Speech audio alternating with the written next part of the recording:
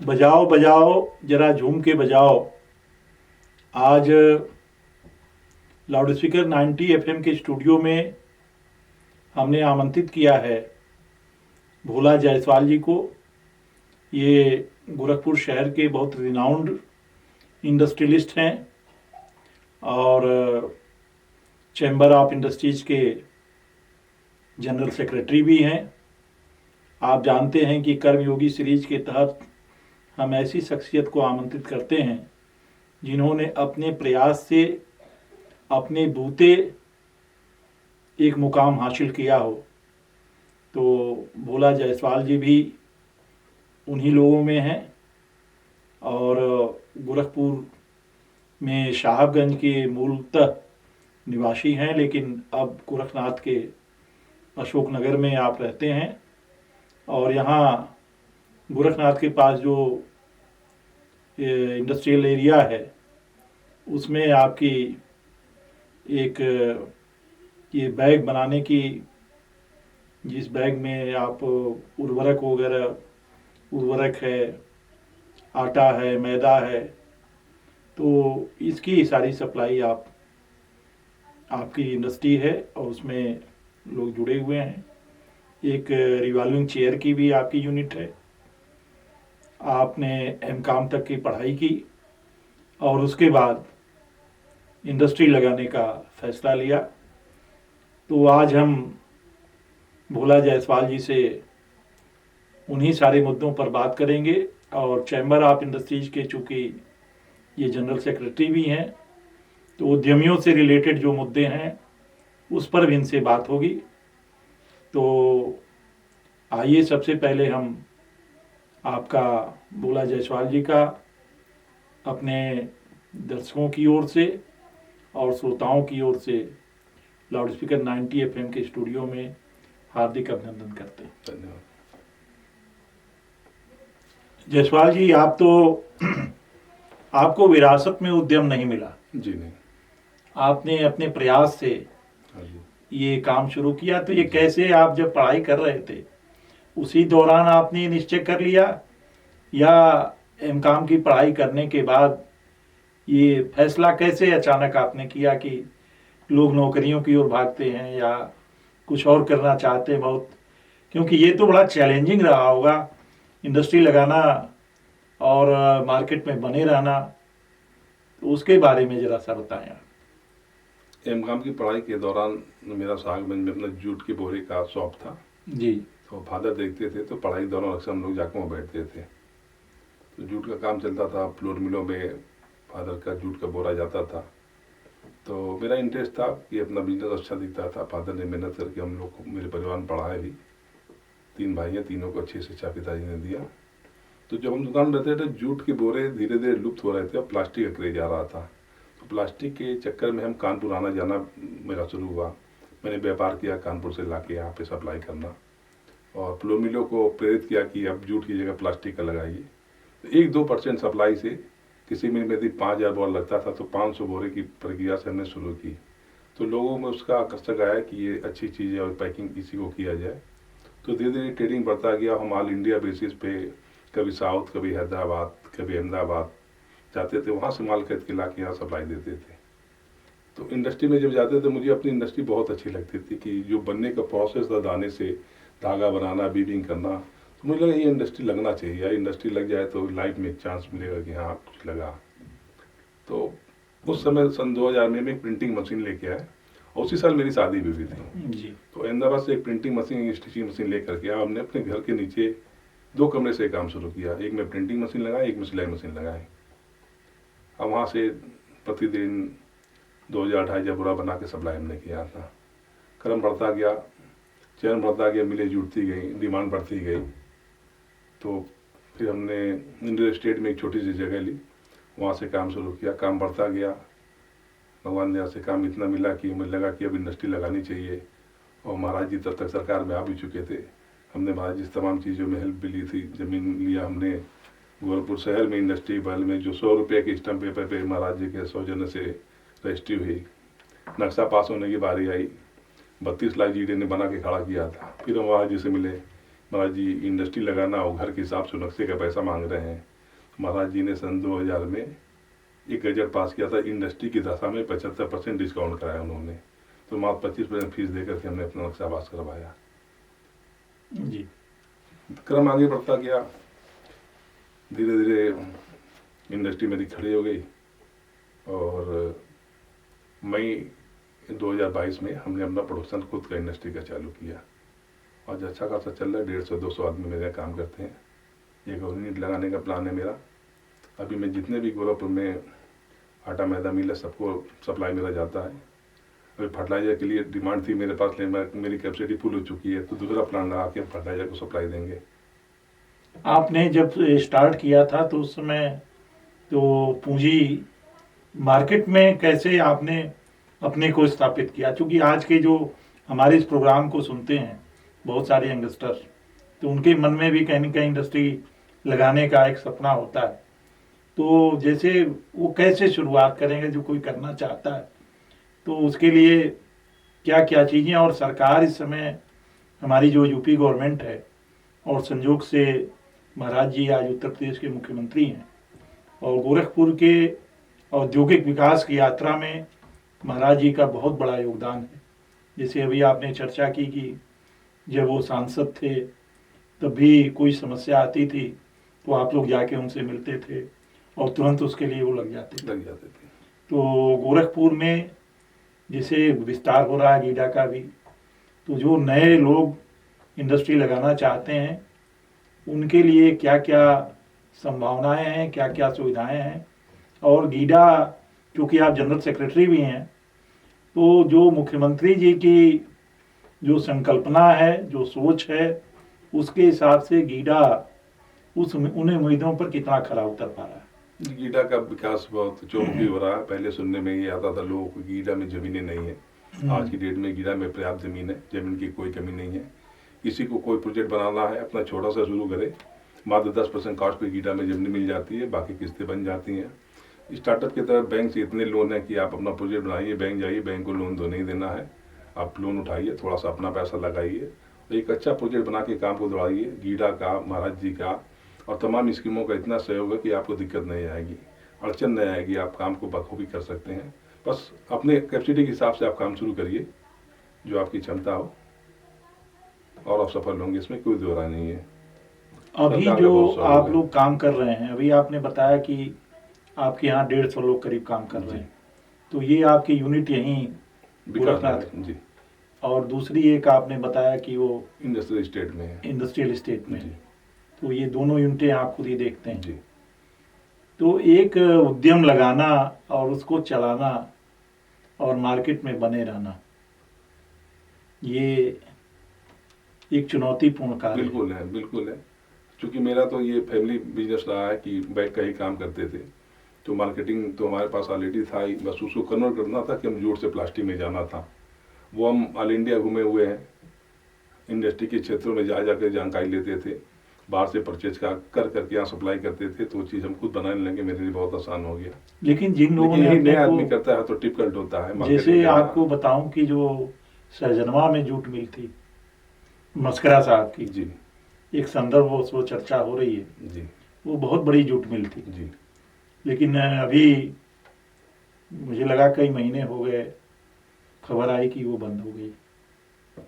तो मुझे लगता है कि वो वक्त के साथ अपडेट नहीं हो पाई। और फिर देखिए आज प्लास्टिक की कीमत और जूट में बहुत अंतर है।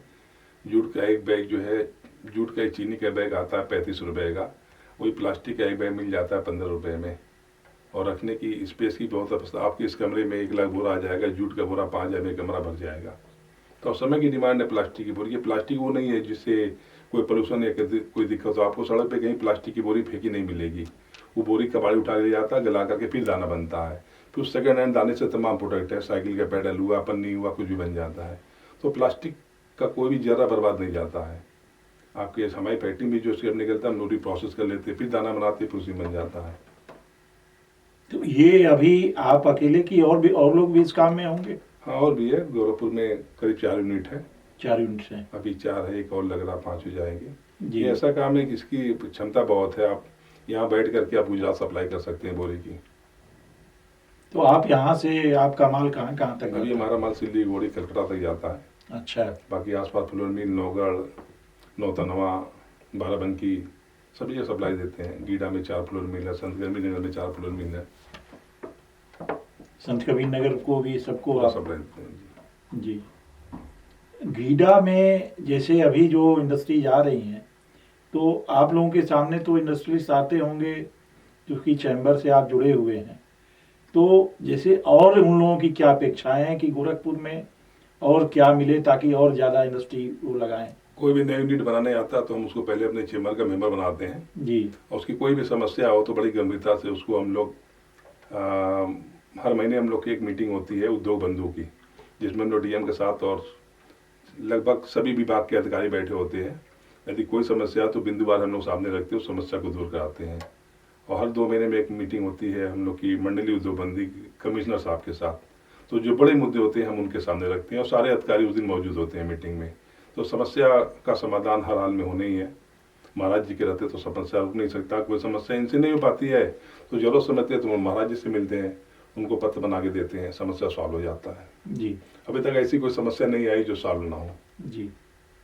ये कितनी इंडस्ट्री और आ रही हैं कुछ गीडा में? कुछ आप लोगों का क्या अनुमान है कि अभी?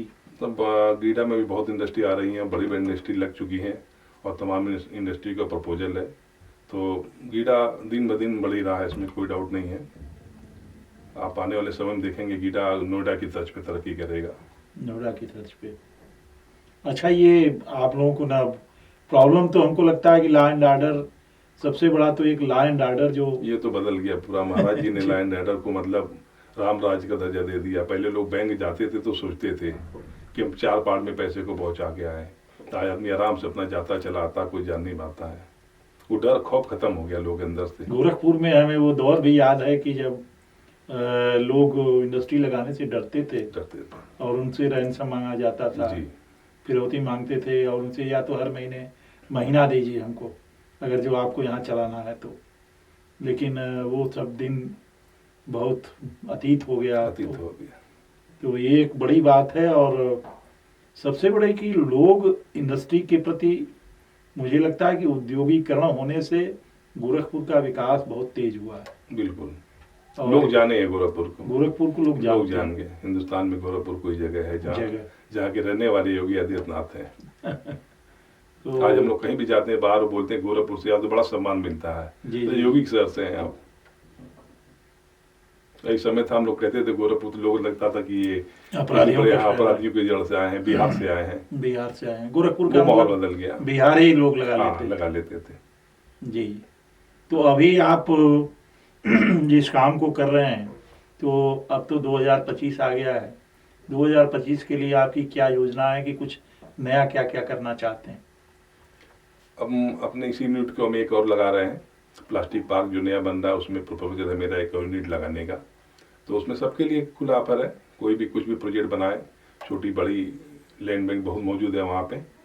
तो कोई भी अगर काम करना चाहता हो आगे आए, गीडा पहुँचे, अपना प्रोजेक्ट दे, उसको ज़मीन मिलेगी, काम को आगे बढ़ाएगा। उसी तरह हम भी अपना एक प्लांट और लगाने का प्लान कर रहे हैं, काम को आगे बढ़ाएंगे।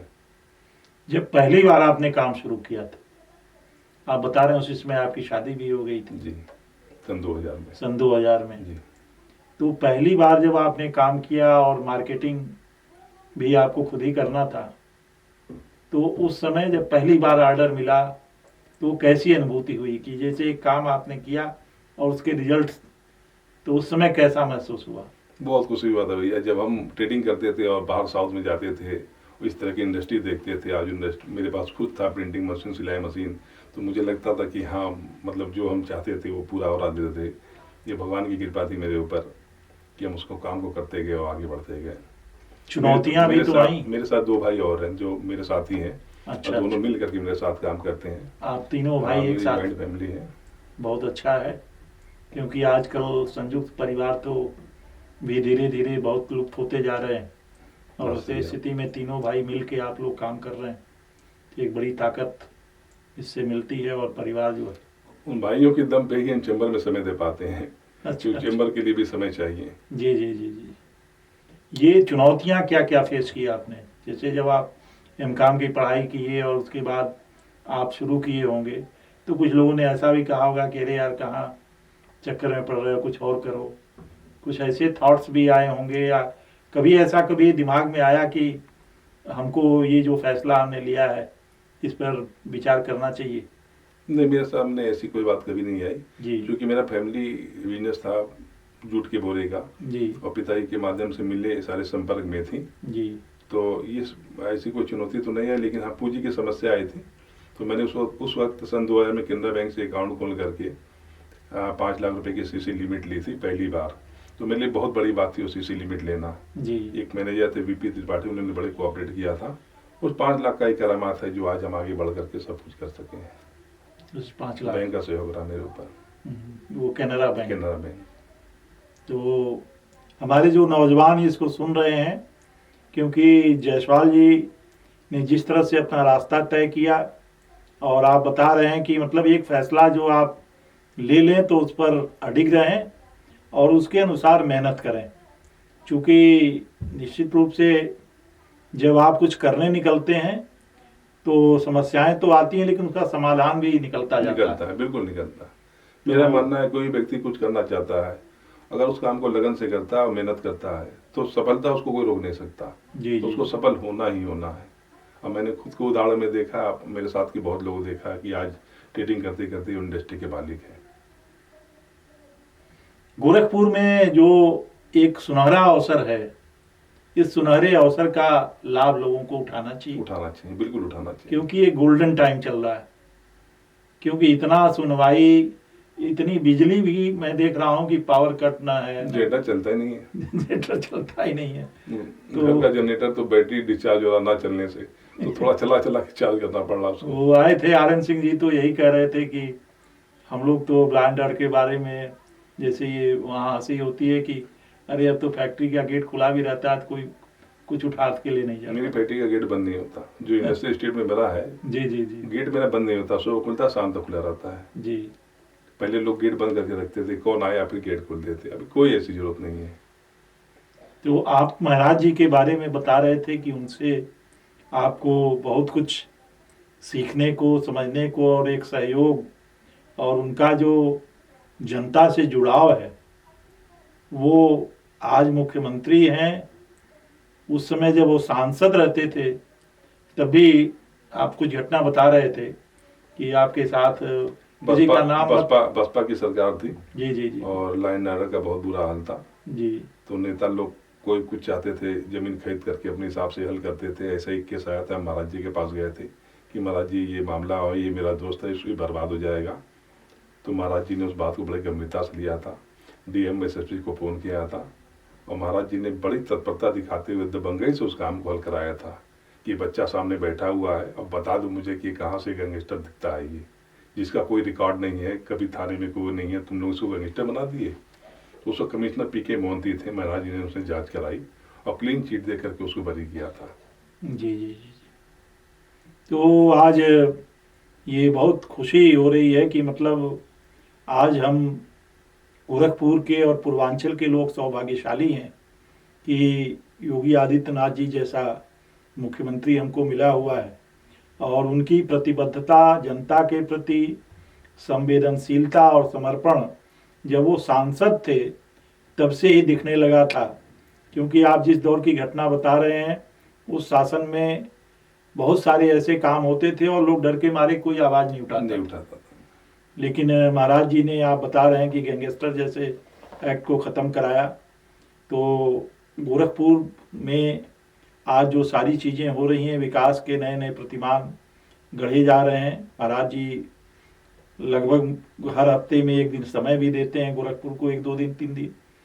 तो ये सारी चीज़ें आज गोरखपुर के लिए हो रही हैं। हमारे जो यंगस्टर्स इस कार्यक्रम को सुनते हैं और देखते हैं, उनके मन में बार बार ये सवाल होता है कि हम लोग इंडस्ट्री क्यों नहीं लगा सकते। तो आप इंडस्ट्री लगा सकते हैं। भोला जायसवाल जी से इसी भी सीख सकते हैं कि इन्होंने 5 लाख रुपए तक की लिमिट थी और आज ये कहाँ से कहाँ पहुँच गए।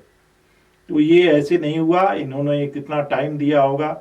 आप कितना समय देते हैं अपने काम के प्रति? आप जो सुबह से आप लोगों का क्या रूटीन होता है? देखिए, सुबह 9 बजे हम लोग घर से निकलते हैं जी तो अपने चेंबर ऑफ इंडस्ट्री पे 1 घंटा समय देते हैं, जी लोगों से मिलना जुलना करते हैं। फिर मेरे उद्योग भवन के बगल में मेरा ये रिवॉल्विंग चेयर वाला यूनिट है, 2 घंटे वहाँ बैठते हैं। वहीं पे उपायुक्त उद्योग का ऑफिस भी है, किसी उद्यमी कोई समस्या हो तो वहीं बैठे बैठे सॉल्व भी करा लेते हैं। उससे 12 बजे अपने यूनिट पहुँच जाते हैं और फिर वहाँ 8 घंटे रहते हैं हम लोग, 12 से 8 तक, रात को 8 बजे वहाँ से लौटते हैं। जी। यही रूटीन हम लोग का है। सुबह 6 बजे उठ के हम लोग मॉर्निंग वॉक भी करते हैं, डेली स्टेडियम में बास्केटबॉल फुटबॉल खेलते हैं हम लोग, ये मित्रों की टोली हम लोग की, ये दिनचर्या हम लोग का है। तो आप अपने काम के प्रति भी फोकस रखते हैं और अपने फिजिकल फिटनेस के लिए भी समय देते हैं। तो हमारे और आपके बीच में भी बहुत सारे ऐसे लोग हैं, नौकरी ही समाधान नहीं है, आप खुद कुछ बने और दूसरों को नौकरी दें, जो हमारी सरकार की मंशा है। और सरकार भी चाहती है कि हर युवा अपना स्टार्टअप शुरू करे। आज गोरखपुर में जब गीडा की स्थापना हुई थी तो उस समय तो जब कल्याण सिंह जी ने इसका शिलान्यास किया था, तो उसका मैं साक्षी रहा हूँ। लेकिन अब जो गीडा दिखता है, उस गीडा की कल्पना उस समय नहीं थी, न किसी ने सोचा होगा, और अभी कहाँ तक जा रहा है, जो धुरिया पार तक भी आप उस प्रोजेक्ट में आ रहा है। तो आप हमारे नौजवानों को क्या संदेश देना चाहेंगे? मेरे बहुत गोल्डन चांस है, आप आगे आइए और स्टार्टअप के तहत कोई प्रोजेक्ट बनाइए, कुछ भी आपको जो समझ में आता है। इंडस्ट्री के मेले में घूमिए, गीडा दिवस लगता है वहाँ आइए, और भी दिल्ली में प्रगति मैदान में तमाम एग्जीबिशन लगता रहता है, आप जाइए। आपको कुछ भी लगता है कि हमारे शहर में ये बनाया जा सकता है, इसका खपत है, तो आप आगे आइए, प्रोजेक्ट बनाइए। गीडा आपको लैंड बैंक देगी, मात्र 10% रुपया जमा करके आपको बैंक से फाइनेंस कर दी जाएगी और इंडस्ट्री भी आपकी लग जाएगी। बस आपको एक प्रोजेक्ट बनाना, मेहनत करना, निश्चित तौर पे आप सफल होंगे। तो जो प्रोजेक्ट बनाए वो प्रोजेक्ट में थोड़ी मेहनत करनी पड़ेगी। बिल्कुल करनी पड़ेगी सर, देखिए, क्योंकि जो तरक्की का रास्ता ही मेहनत से जाता है। बिल्कुल। आप भले सक्षम हो, आपका पैसा है, लेकिन आपको मेहनत तो करना पड़ेगा। पैसा अपने आप तो नहीं आगे बढ़ेगा ना, आपकी मेहनत से ही पैसा आगे बढ़ेगा। बिल्कुल। तो ये सारी जो जानकारी आप दे रहे हैं, ये आप लोगों के लिए बहुत महत्वपूर्ण है, क्योंकि हमारे बहुत सारे युवा उद्यमी थोड़ा सा अपने बीच के जो संशय है एक दृढ़ निश्चय करें, और दृढ़ निश्चय करने के बाद यहाँ चैम्बर ऑफ इंडस्ट्रीज भी है, आप लोग भी हैं, प्रशासन और सरकार का सहयोग भी है, और बैंकों का रवैया भी अब सकारात्मक काफ़ी है। बैंक को लोन देने ही देने हैं, यदि प्रोजेक्ट जाता है तो उसको निगलेक्ट नहीं कर सकते। निगलेक्ट नहीं कर सकते। उस पर उपायुक्त महोदय का फोन जाएगा कि आप मना करने का रीजन बताइए, बता नहीं पाएंगे। बैंकों को तो सख्त आदेश है कि आप प्रोजेक्ट को आप बहाल करिए और लोन दीजिए इनको। जी जी जी। तमाम मुद्रा के तहत आजकल लोन है जिसमें आपको कोई गारंटी की जरूरत नहीं है, आपको प्रोजेक्ट पे लोन मिलेगा। अच्छा, ऐसे भी प्रोजेक्ट हैं जिसमें किसी गारंटर की जरूरत नहीं है। जी जी जी। तो ये तो बहुत बड़ी बात है कि इतना सरकार प्रोत्साहित कर रही है। बिल्कुल। तो अभी पिताजी आपके? नहीं, मेरे पिताजी सन 2014 में कैंसर से पीड़ित थे, तो हमने उनका इलाज कराया था। तो कैंसर एक ऐसी बीमारी है जिसपे हम लोग विजय नहीं पा पाते हैं। तो 28 जनवरी 2014 को पिताजी का मेरा देहांत हो गया। आज 10 साल हो गया, तब से हम ही घर के गार्जियन हैं, हम ही अपने परिवार को साथ लेके चलते हैं। तो साहबगंज वाला जो आपका पुराना है, वो हमारा घर भी है और साहबगंज का हमारा दुकान भी है, जहाँ मेरा एक भाई बैठता भी है। ये दयाशंकर दुबे के थोड़ा सा पहले, उनसे 8-10 दुकान पहले, उस चैम्बर ऑफ ट्रेडर्स के दयाशंकर दुबे जी बहुत अच्छे नेतृत्व के साथ उन्होंने उसकी अध्यक्षता की थी। और मुझे याद है कि हम लोग का बहुत नाम था। हाँ, जब हम लोग जाते थे आज अखबार में उस दौरान, तो वहीं आपके पिताजी से भी हम लोगों की, चूंकि वहाँ हम लोग जाते थे जी, और उस दौरान कई बार कुछ मुद्दे भी आए थे। चैम्बर ऑफ ट्रेडर्स एक सशक्त संस्था, हाँ, चैम्बर ऑफ ट्रेडर्स था। अब तो चैम्बर ऑफ ट्रेडर्स नहीं, विभाजित हो गया, चैम्बर ऑफ कॉमर्स हो गया, उसमें दो लोग हो गए, अलग हो गए। जी जी। लेकिन उस वक्त वही एक अकेली संस्था थी जो बहुत मजबूत संस्था थी। जी। व्यापारी खड़े जाते थे तो किसी मजाल नहीं थी कि उस गली से गुजर सके। हाँ, बहुत मजबूत थी उस समय।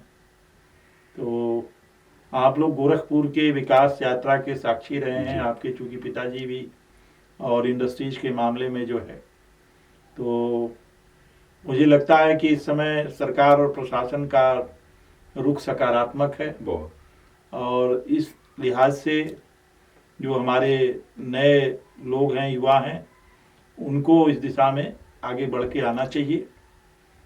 तो आज गोरखपुर के विकास यात्रा में उद्यमियों, अभी तो गीडा के लिए एक और कोई बाईपास की बात चल रही थी। जी, ये जो जब हम लोग सजरवा से आते हैं गोरखपुर की तरफ तो वहाँ बहुत जाम लग जाता है, तो सारे कट बंद कर दिए गए हैं जी। तो मगर से बाईपास निकाल करके ये नौसड़ वाले बाईपास की तरफ मिलाने की योजना चल रही है, वो होगी भी। अच्छा, तो NHI से जी सैंक्शन हो गया जी है। बिल्कुल। तो बहुत अच्छी बात है, और आपने जो जानकारी दी तो मुझे लगता है कि और किसी के मन में किसी तरह का कोई संशय नहीं होना चाहिए। तो ये जो आपने चैम्बर ऑफ इंडस्ट्रीज का बताया कि 2 जनरल सेक्रेटरी हैं जी, आपके संगठन, तो क्या 2 प्रेसिडेंट भी हैं? नहीं, प्रेसिडेंट हमारे एक ही हैं, RM सिंह जी, और महासचिव हम लोग 2 इसलिए बनाए कि अब विस्तार हो रहा है, गीडा भी बढ़ रहा है, गोरखपुर में तमाम इंडस्ट्री बड़े हैं, तो अब जब किसी चीज़ का विस्तार हो जाता है तो काम को बांटा जाता है, तो गीडा के लिए एक महासचिव बना दिया गया, वहाँ के उद्यमियों की समस्या देखी जाती है, यहाँ के लिए हमें इधर कोई भी समस्या आती है हम देखते हैं। तो यहाँ आप लोग, यहाँ का ऑफिस अलग है? ऑफिस हेड ऑफिस है ही हम लोग का, एक गीडा में भी भवन हम लोग के पास है। अच्छा अच्छा अच्छा। तो आप आज हमको, हमारे साथ आज आप भोला जायसवाल जी को आप सुन रहे हैं और देख रहे हैं, और एक कर्मयोगी के रूप में इनकी जो उद्यमिता है उसके बारे में आपने अभी जाना और हमने आपको बताया। अगले हफ्ते हम किसी और शख्सियत को लेकर के सामने आएंगे। आज भोला जी ने हमारे दर्शकों के लिए और श्रोताओं के लिए अपना अमूल्य समय दिया, इसके लिए हम उनके आभारी हैं। बहुत बहुत धन्यवाद, बहुत बहुत साधुवाद।